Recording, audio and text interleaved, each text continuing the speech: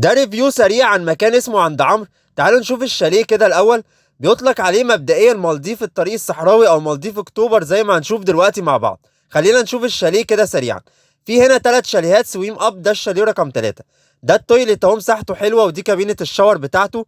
تعالوا نشوف بقى الشاليه نفسه. الشاليه نفس الستايل والروح بتاع بنجولات المالديف، نفس التجليد الخشبي والألوان الفاتحة زي ما حضراتكم شايفين.